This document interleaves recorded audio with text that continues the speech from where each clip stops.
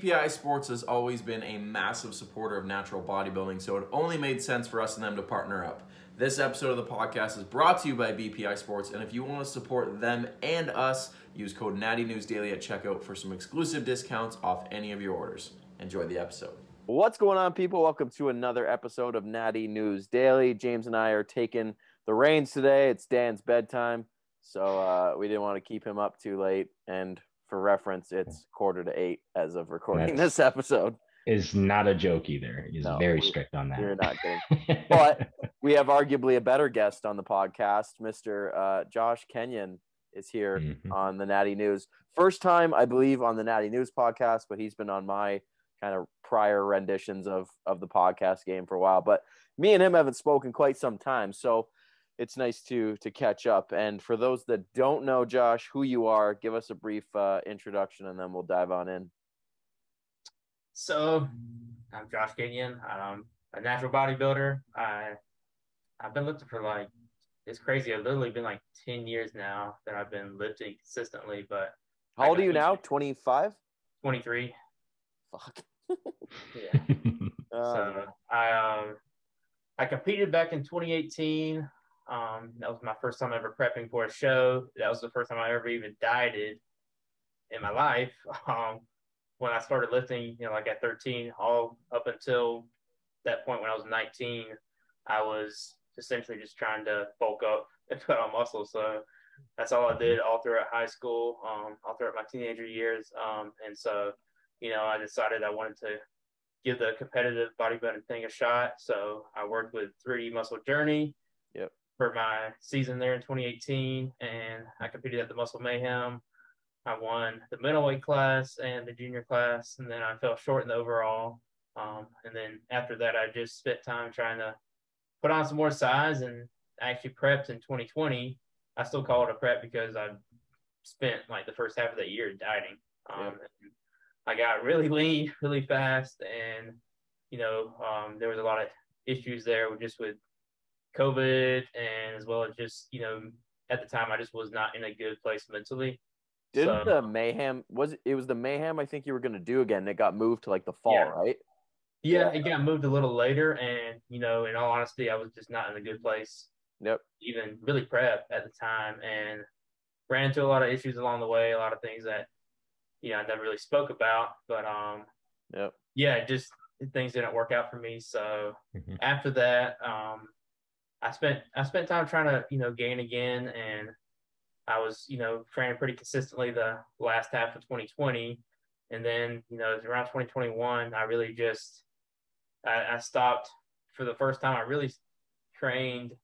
I was as inconsistent as I'd ever been since I first started training with my lifting, and I was trying to finish up school as well, graduate college, but it was just a time where I lost just all that passion for bodybuilding, for lifting. The first time since I started lifting, I lost that, man. And it was such a weird feeling. But so for a while there, I wasn't as consistent. I was still training some, but I had bulked up after that show. I pushed up, got to my heaviest. And my biggest really at the end of 2020. And then I kind of started cutting down, and I just I wasn't eating as much. I wasn't training as hard. And I spent a lot of that year just not being really consistent, and I really didn't think I'd even ever try to compete again. I remember talking to you throughout 2020 and 2021 stuff, and you were very wishy-washy about the idea of even competing again. Do you think that COVID and delaying the show and the challenges that come with that, do you think that kind of soured you a little bit on things? Because I know for me, I also tried to prep in 2020, and in hindsight, I was nowhere near ready for the goals that I accomplished this year. But the goals that I had set for myself for 2022, those were the targets for 2020. But things got delayed, things got moved, and I started to get resentful towards it. I was like, man, this is out of my control, which is silly to get upset about. But when you're so, focused on what you're trying to do, and things that take that from you can really be frustrating. So did you find that was potentially part of that reason that you were falling losing that passion? Yeah, I think maybe that was part of it too. But yeah, man, like, even from my first prep, I think I didn't have the best relationship with food. And, I struggled with binge eating even that initial prep in 2018. But it really got worse in 2020, man, when I dieted, and really got leaner sooner. And yeah, that I really struggled with that during that prep. And then, of course, with COVID and things back, it just got really bad, man. And I didn't want to come to terms with the fact that I had a problem I needed to address. And for sure, I should have initially addressed that, from the get-go in 2018. But those things are going to come back to haunt you, and that's what happened with me. And after that, man, I really thought, like, maybe this thing maybe the competing thing is just not, maybe I'm just not coming for it. So, but I was gonna say, and two, like when we're talking about COVID throwing off our plans, like me and Leroy, like we're past the school age. You were attempting to graduate college during all of everything and the madness of COVID, right? Like, and I have a younger brother that dealt with a lot of similar issues, like going virtual for classes, not getting the full experience, not having the support that you would have in person, trying to communicate with professors virtually. And there's a heck of a lot of like stress just in that. So, I mean, you had, multiple layers to the difficulties you were facing there. So I can completely understand why the training would almost have to take a back seat, because you're just trying to wade through like this new norm that we find ourselves in. Yeah. Yeah, man, it definitely affected me there. And like, during that semester, I had to like go back home, and everything was back online, and I was, in the middle of prepping, living with my family and stuff like that. But, yeah, and so like it was really like beginning of 2021 when I was not as consistent, and then it was almost around this time last year. It's literally been almost about a year now that I started working with AJ. So let's go to that. So what? Obviously, for those listening, AJ Morris is who he's referencing, which more often than not you probably know who we're talking about. But what kind of was the catalyst to making that jump? Man, it was just I was just reflecting, and I was, kind of thinking about, man, like, am I really just gonna, give up on this thing, on this bodybuilding thing? Looking back and like reflecting, like, man, I realized, like, man, I got so much potential here, and like I feel like I'm gonna regret it if I don't, if I just stop, like, pursuing it like that. And me and AJ had, we talked basically after I started prepping, back to 2018, what's funny is that's how I found you, is he had shared a post, something you had posted, like with a physique shot or whatever, on his story, and was like, mentioned something about, up and coming bodybuilder. And I was like, fuck, who is this kid? And, here we are. And yeah, that would have been 2018. Yeah. So that's when like I came in contact with him, and we just, we're friends on Instagram, basically following each other and talking on there some and whatnot, and we used to go back and forth a little bit. But I thought, like, it had always been in the back of my mind that like if I wasn't working with 3DMJ, that I would want to work with him. And at that time, after I finished that prep, 2020, I wasn't working with 3DMJ. I wasn't working with anybody at the time, after that. And I was just doing my own thing. But I thought about it more, and man, I messaged him on Instagram one day, and we just went back and forth a little bit. And he just kind of, how he is, but he just kind of sparked something in me. And like we just like, I messaged him about like coaching or like something like that, like like, do you have any spots left or something? But he was like, of course I always got one for you, man. But like, it's just like I was at a point where I needed a dumb thing to say if he didn't have room for you. But like he just, was there in a time when I needed someone like that. And so like we started working pretty much right after that, and it went by pretty fast there. And yeah, man. So like I just wanted to try a different approach too, because his approach is a little different than the approach that I was taking before with Jeff, which, man, like I love him, man. Like Jeff Alberts, man, such a good coach. Oh, for sure. It's nothing, like I didn't have any issues with him at all. No. but I just wanted to, experiment and learn more, and for sure. I knew with, the way AJ trained and worked with people was a little different. And I just wanted to learn more, and also, I never had a coach like really do my training before. In the past, I really kind of did my own thing.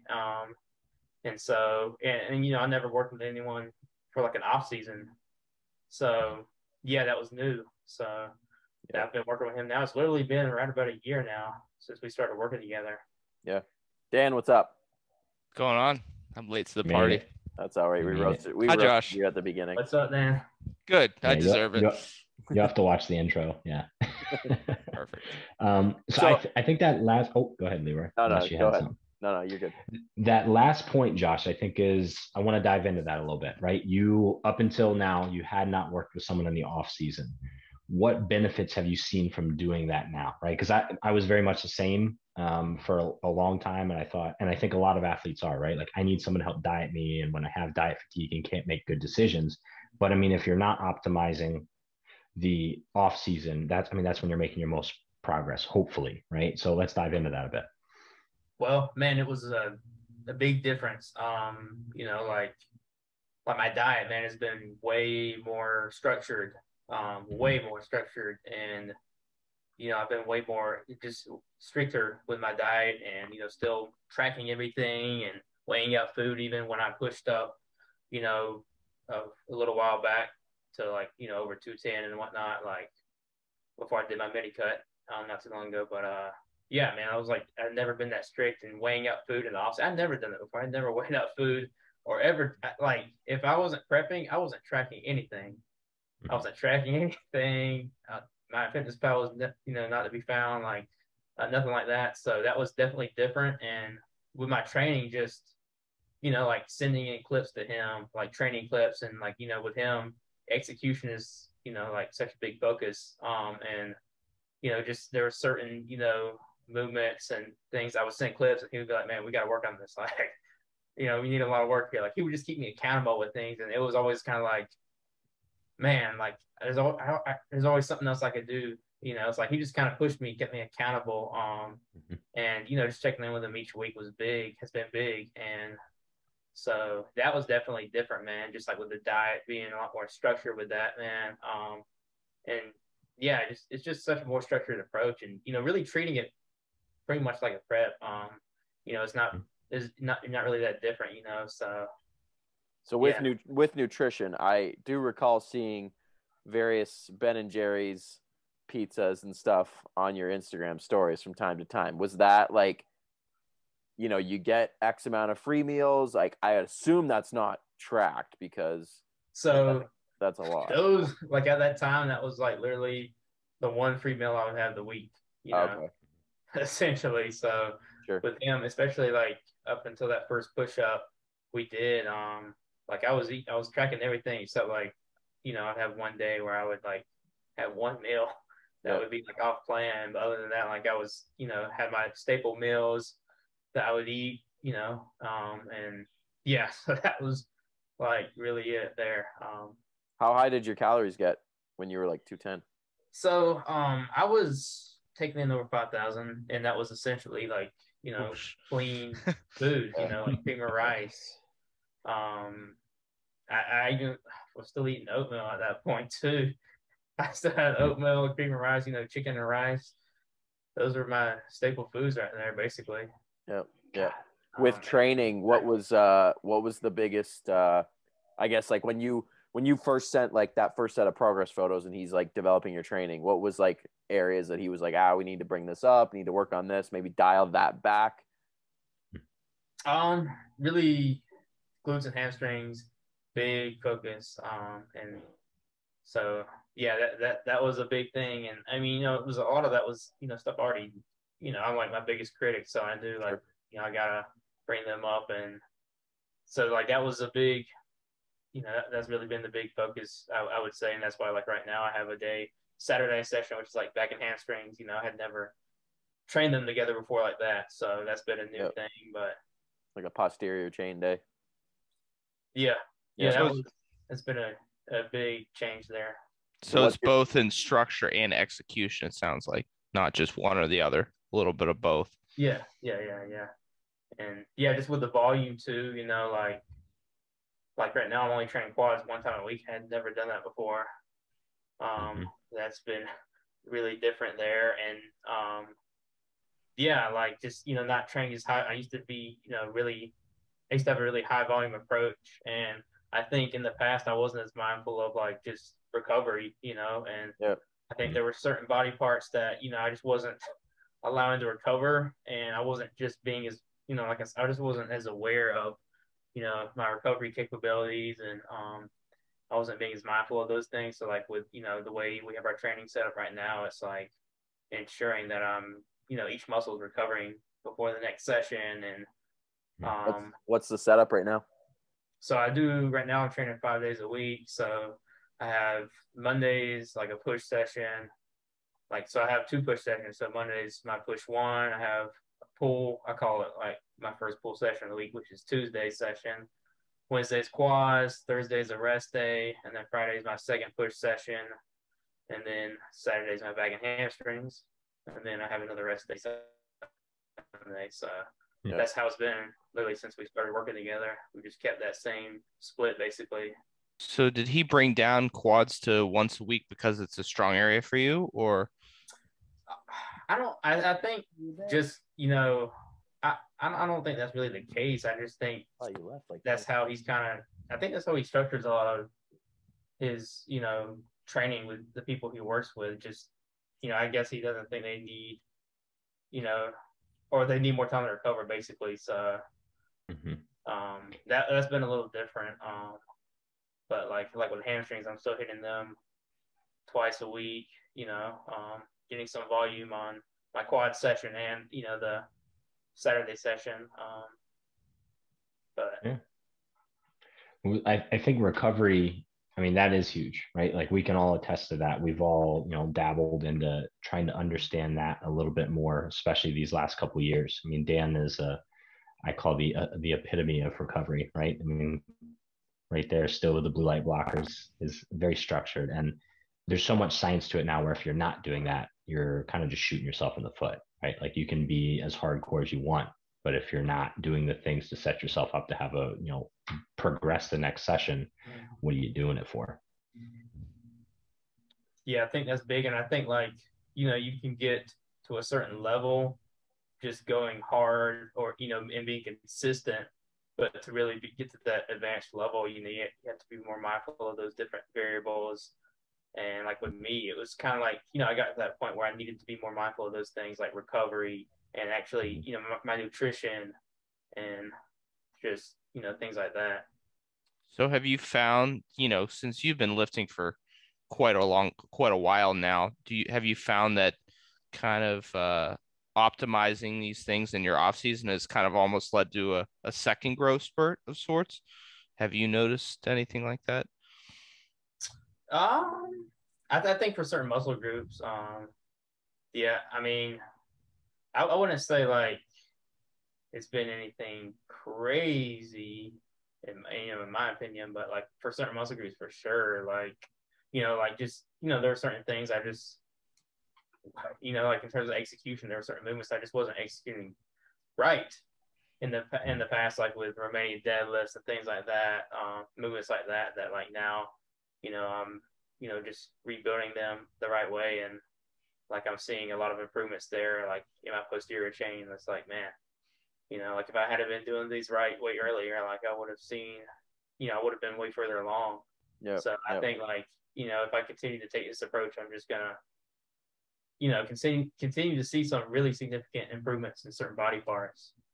What outside the gym have you changed? Anything that way? You seem to be like really into kind of the meditation and stuff right now, right? Is that something you've been really doing a lot of? Yeah, just like, mental health, man. Like, a lot of that, with the prep and even like after that, when I kind of, wasn't as consistent with my training and whatnot, a lot of that was due to just, dealing with mental health, things and, addressing those things and realizing that it's, like that goes hand in hand with bodybuilding, man. Like where you are mentally. Sure. Like that's really almost that's bodybuilding. Like you have to be, in a good place mentally. And to really be your best. Like, so yeah, I've been, doing things like meditation that, just practicing mindfulness, things like that, man. Like, that, just trying to adopt more, better habits like that. Yeah, for sure. Do you have any like morning or pre-bed routines you do? Really, like, I would say that's the biggest thing that I've been doing is just like, like going for walks, man. Like, doing the meditation, being outside, just spending more time. Yeah. Having time where you're just like not being so, stimulated by your phone. And, that's huge. TV, a lot of like I'm huge into like psychology and stuff. Probably, maybe just as much as I'm into bodybuilding is psychology, and like the amount of stuff that's coming out now with regards to like dopamine and our constant exposure to stimulus, whether it's our phones, whether it's TV, computers, whatever. We don't have time to be alone with ourselves and be bored, right? There's an article I think it was titled like "Embrace Boredom," and it was really interesting about just the benefits of like detaching yourself from constant stimulus, right? So like you said, going for walks, and they talked about like walking, but people will go listen to music, or they'll throw a podcast on, or they're still engaged. So you think you're giving yourself that benefit. Oh, I'm going for a walk. I'll like go for a walk for an hour, but that whole time, for guys like us, right, we're listening to like bodybuilding podcasts or like how to optimize the walk you're on, and it's like, okay, well, you're missing the point, right? So that's good stuff, man. It's good to hear you're doing that stuff, and I think more people, including myself, need to adopt more practice like that, because not only would it help bodybuilding, but keeping your head on right, for sure. No, yeah, for sure. I think adopting habits like that is helping me now get to a place where I feel like I can do another prep and do it the right way. But I think again, like having those different issues I had, just mentally, man, that was like affecting my bodybuilding. And so it's like at some point you have to address those things, and now that I am, I'm setting myself up for success. So for sure, right? Like that's huge, and acknowledging that stuff. I think for a lot of people, especially in our circle, people can look invincible online, right? I mean, I didn't know you had that kind of stuff going on, right? Like I knew just in casual conversation with you that there was like maybe some stuff that you're like, yeah, I'm just not in it right now, but like maybe he's just not feeling it. But clearly there was more to that, right? And even for my prep, right, like I've talked to James and Dan about the struggles I faced through that prep, and people probably thought I was invincible for that 6 months. He's winning shows, he's killing it and all this kind of stuff, but like there was shit that was hard that not a lot of people know about, and I don't talk about, right? But being able to address that with yourself is huge. Yeah, sure. Yeah. And like you said, it sets you up for success, right? You can then address those things in the future, and if stuff like that comes up, you know how to handle it. I mean, like sure. Longevity is the secret to success, right? Like the best bodybuilders are the ones that can do it the longest without getting injured or without taking extensive time off, right? So if you're not in it mentally, you're not going to be able to do that, right? So you're going to see these gaps where you're not growing or you're regressing, and it just bleeds into everything. Yeah, for sure. And like with me, the fact that I reached out to AJ, man, I made him aware of things I was, dealing with at the time when we first started working together, and he was just very understanding of those things, and he worked with me. And I really needed that at the time, and so we definitely made some improvements, from the time we first started working together, which was about a year ago, to I pushed up to like well over 210, and that was like probably really. I mean, I have to say that's got to be the best I've really been at 210, but also that was like a real weight 210. Like in the past, I've pushed up like in 2020 or even back when I was like, 18, I pushed up to over 200, but that was like, I remember those photos. Every day. That was like, holding all kinds of water, like water weight 210. Like this was like a real straight up 210, like, a bodybuilding 210. Yeah. For sure. So like, I definitely made some improvements since we started working together. But even really that first push-up, man, like from the beginning, I was kind of like still not in the, I still wasn't quite there mentally, like with, just with my training and different things. And like, I feel like this second push-up now that, we've just been pushing up for a few weeks now, but like I'm just, I feel like this is going to be the real thing right here. So, yeah, that's sweet. So within the bodybuilding sphere, as far as competitive, do you have thoughts of later this year, next year, 2024? So this year is just going to be me getting, as strong as I can get, man. Yeah. Getting as big as I can get. And then, 2023 is supposed to be the year. So we'll see. Is this like breaking news right now? What's that? Is this breaking news right now? Well, we haven't, I mean, we've talked about it, me and him, but like we haven't, named a show or anything like that yet, but it would probably be, later next year, but I'll clickbait the shit out of it. The plan is just to spend the rest of this year just gaining and shoot for next year, That's awesome. Now, this is obviously like an extension of that, but like, have you kind of set concrete goals for yourself within the sport? Or are you just going to hit the stage again, see what happens? Leroy stole my question. I would say, obviously, I want to get the natural pro cards. Which one? That was the goal. That was my goal in 2020, and I didn't get back on stage to do that. But which pro card? WNBF. So I gotta redeem myself there. I love it. I want to get that, and like and then you got to do 2025 and tell me which show, and I'll see you there. There we go. Well, yeah, like potentially, obviously, well, not potentially, but yeah, compete as a natural pro, and see what I can do. But this really the goal for me, like, is just to get back on stage, to make it back on stage, man, and be way better than I've ever been. That's really the goal, to be like on another level compared to where I, was before, and that's the real goal. Like, what were you on stage body weight wise? Remind me. I was 165, 167. Well, seeing how you look at 195, I think, or 194, I think it was. Mm-hmm. I think you will throw the Josh Kenyon of 2018 in the garbage. Yeah, well, the lower body is going to be on another level. Like the posterior chain is going to be way better. So conditioning is going to be way better. So it'll be better, man. It'll be on another level, but.